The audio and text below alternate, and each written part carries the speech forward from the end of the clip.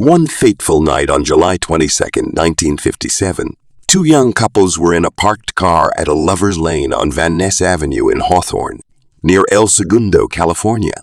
They were doing what was typical of teenagers. All of a sudden, their vigorous petting came to an end when they were accosted by a young man who was pointing a gun at them through the car's window. All the four teenagers in the car were compelled by their attacker to exit the car and form a lineup. The attacker, who was predicted to be in his early 20s, then ordered the terrified couples to remove their clothing after taking their money and jewelry. At that point, the teenagers could tell that the attacker was not a local by his accent, and it was clear he had been drinking. The gunman obviously wanted the teenagers' 1949 Ford sedan. Sadly, that wasn't the only thing the 20-something drifter was after. He also sexually attacked one of the girls after tying the hands of three of the victims behind their backs.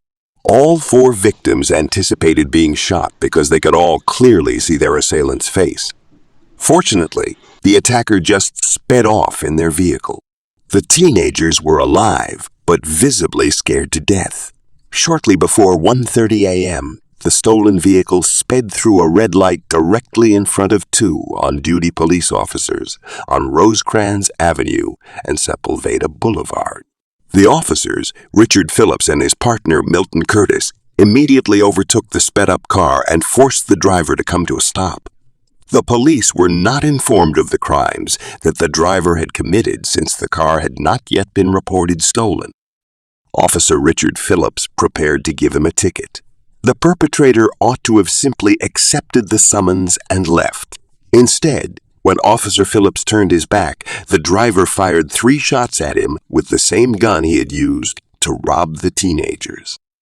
Before Officer Curtis could bring out his firearm, the perpetrator fired another round of 3 shots through the window of the patrol car where he sat, striking him. The criminal then left the area, but not before Officer Phillips was able to shoot the fleeing car 3 times with his own gun. 28-year-old Officer Richard Phillips and his 25-year-old partner, Officer Milton Curtis, both passed away before the ambulance Officer Phillips had called for could arrive. Officer Richard Phillips had served with the El Segundo Police Department for 2 years. He was survived by his wife and 3 children, while Officer Curtis Milton had only served with the El Segundo Police Department for 2 months. He was survived by his wife, son, and daughter. Both victims' family was inconsolable. Jane, Officer Curtis' wife, could not stop professing how much she loved him. According to her, they had a misunderstanding before he left for his work shift. Till today, she regrets not having sorting out their issues and saying goodbye properly. Numerous police officers from across the county turned out to try to find the offender, but it yielded nothing. There was not much evidence at the crime scene. The incidents led to the biggest manhunt in California's history, as the culprit appeared to have vanished into thin air. Later, the stolen car was discovered nearby, abandoned. In the car, the police only discovered 2 bullets from Officer Phillips' gun, making the police believe that the 3rd bullet likely struck the attacker. A single thumbprint was collected from the steering wheel. This print failed to reveal a culprit for many years. 3 years after the murder, in 1960, Doe Tooley, the owner of Manhattan Beach, a residence close to the crime scene, went to the police station to submit 2 watches and a .22 caliber revolver he discovered while cleaning his property. It was discovered that the watches belonged to the teenagers who were robbed in 1957, and the revolver was the murder weapon. That night, in 1957, the attacker is believed to have dropped those things while leaving the stolen car behind. These pieces of evidence discovered provided a vital lead. The serial number of the revolver led police to a Sears in Shreveport, Louisiana, where G.D. Wilson was documented as the buyer's name. The gun, which was the cheapest one the shop sold, cost $29.95. Investigators found that George D. Wilson had rented a room at AYMCA close to the Sears store, but had provided a false Florida address. Police investigated every George D. Wilson they could find for years, but nothing came up. Many years later, in 2002, a certain woman reported to the El Segundo police that her dead uncle had once boasted of killing 2 police officers. Although the claim was a dead end, it reignited interest in the police officer's cold case. The fingerprint from the teenager's stolen car in 1957 was examined by investigators using the recently released automated fingerprint identification system. Surprisingly, there was a match to a man named Gerald Fighton Mason, who was found guilty of burglary in Colombia in 1956. Due to that incident, he had to serve a 1-year term in prison. In addition to matching fingerprints, the evidence also included identical handwriting, which connected him to the murder weapon he used to kill the police officers in 1957. Handwriting analyst Paul Edholm determined that the signatures he had on the IMCA receipt and Sears documents in 1957 were identical to the handwriting on his 1999 South Carolina driver's license application and on a bill of sale for a car. It hadn't changed at all. This was another glaring evidence for the investigators to get to the root of the matter. After the murders, Gerald Mason was a law-abiding citizen for 45 years, never receiving even a parking ticket. He was a wealthy retiree. He was married, had 2 daughters and 6 grandchildren.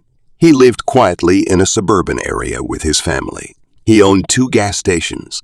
Friends and neighbors regarded him as being amiable and helpful. Without even the slightest regret for the officer's family, who had lost their loved ones so long ago, Gerald Mason was able to enjoy a long and successful life. In the long run, friends and relatives were horrified to learn that he had committed such a heinous murder. On January 26, 2003, the police who had been watching Gerald Mason for weeks and had seen him playing golf with friends and engaging in other benign pastimes eventually knocked on his door. Gerald Mason was said to have been shocked and asked them where they were from. The police officers introduced themselves and told him that they were there because of the murders of 2 police officers in 1957. A horrified Gerald Mason responded with, "My God, you're here for that. That happened so long ago. I can't believe you're here bothering me with that." Gerald Mason's scar from a bullet graze wound caused by a gunshot fired by Officer Phillips in 1957 was used to further identify him as the culprit after his arrest. Following Mason's arrest that January, officers executed a search warrant at his Columbia house and discovered another unique 9-shot .22 revolver similar to the murder weapon. Investigators also discovered 3 witnesses who recognized Gerald Mason as the man they had seen the night of the murders based on a photograph taken in 1956. Due to the overwhelming amount of evidence, Gerald Mason confessed to the cops that he had been drinking when he came upon the teenagers. Then, in an effort to hide the rape, robbery, and car theft, he shot both police officers. "I really don't have an explanation for why this happened. I wish I did," Gerald Mason said. When asked about the teenager he had raped, Gerald Mason said he no longer remembered the reason why he had raped the 15-year-old girl. Following his arrest, Jerry Mason Whitaker, Gerald Mason's daughter, said in an interview, "There really aren't words to describe the range of emotions we've gone through. I could not have had a better father." Gerald Mason professed his regrets to the families of officers Phillips and Curtis during his sentence hearing. "It's impossible to express to so many people how sorry I am. I do not understand why I did this. It does not fit in my life. It is not the person I know. I detest these crimes," he said. The surviving families of the victims did not feel any iota of sympathy for Gerald Mason as they pour out their pains in court. "Your cowardly act shattered our lives forever. You caused our mother to become a widow with 3 babies to raise alone," said Carolyn Phillips, Officer Richard Phillips' daughter. The other slain officer's son, Keith Curtis, claimed outside of court that Gerald Mason's in-court apology had not touched him. "Mr. Mason is sorry now, and we heard his apology speech. He wasn't sorry for 45 years. And the only reason we're hearing that apology now is because he got caught, Keith Curtis said.